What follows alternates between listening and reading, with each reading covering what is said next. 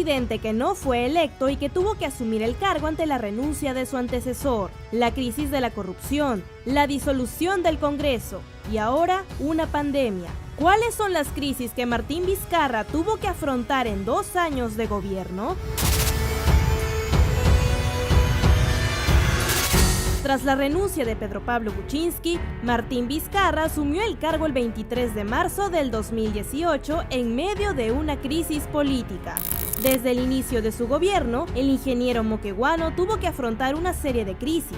La primera de ellas, la red de corrupción en el sistema judicial, los audios de la vergüenza que llegaron a los medios de comunicación e indignaron a la ciudadanía, el caso de los cuellos blancos del puerto.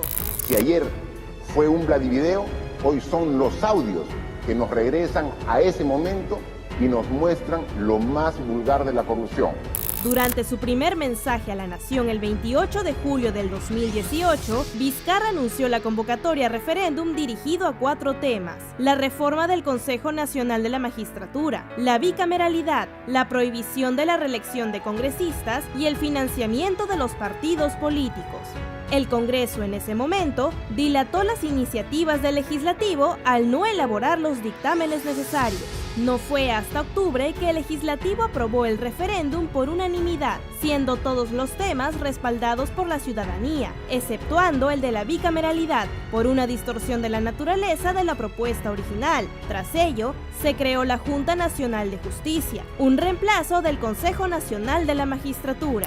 Entre otros escándalos, Vizcarra tuvo que lidiar con la fuga de César Inostroza y las cuestionadas decisiones de Pedro Chávarri, uno de sus principales detractores, de destituir a los fiscales encargados de la investigación de los casos de corrupción de Odebrecht y OAS. Nosotros no estamos de acuerdo con esa medida, sin embargo, tenemos que actuar respetando estrictamente las leyes y la Constitución. Al cumplirse el primer año de su gobierno, César Villanueva renunció a su cargo de presidente del Consejo de Ministros y entró el Gabinete del Solar. Durante este segundo año, el gobierno de Martín Vizcarra envió una serie de propuestas relacionadas a la reforma política, entre ellas el levantamiento de la inmunidad parlamentaria por parte de la Corte Suprema, proyecto que posteriormente fue archivado por la Comisión de Constitución, liderada por Fuerza Popular. La Comisión Permanente también rechazó las recomendaciones para sancionar al exfiscal de la Nación, Pedro Chávarri.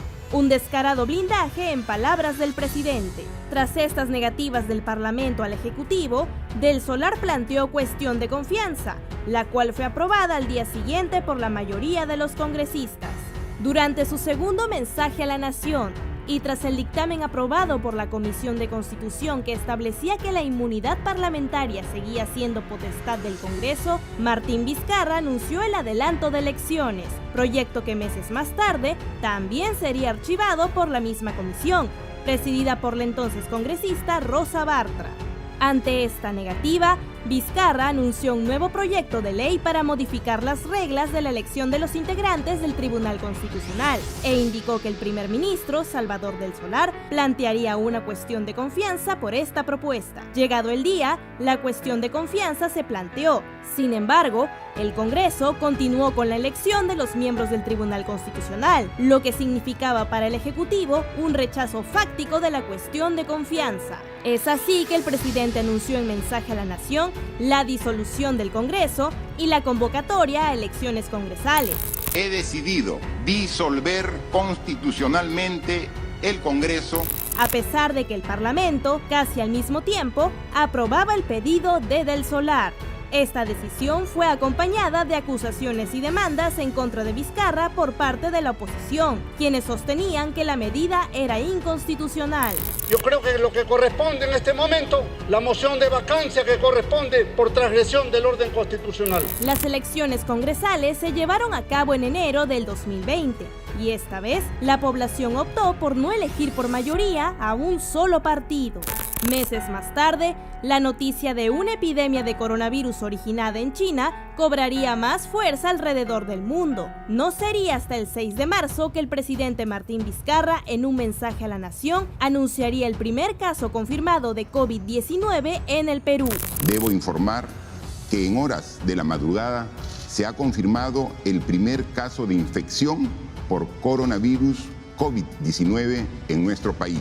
La pandemia llegó a nuestro país 3 meses después de su descubrimiento en Wuhan, China, y para evitar altos números de infectados y fallecidos, como ocurre ahora en Asia y Europa, el Ejecutivo empezó a tomar medidas para frenar su expansión en territorio peruano. Las primeras acciones tomadas fueron la prohibición de eventos públicos de más de 300 personas, la suspensión de clases en todos los niveles y la clausura de vuelos procedentes de Europa y Asia. Sin embargo, las medidas más radicales serían tomadas el domingo 15 de marzo del 2020.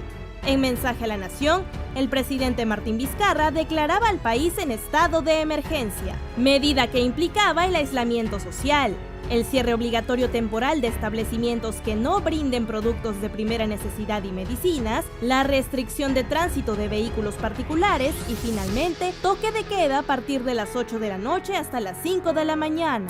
Este 22 de marzo, Vizcarra cumple 57 años y el 23, 2 años en el gobierno. Fechas que el mandatario las pasará junto a su gabinete, afrontando las consecuencias de esta emergencia epidemiológica en nuestro país.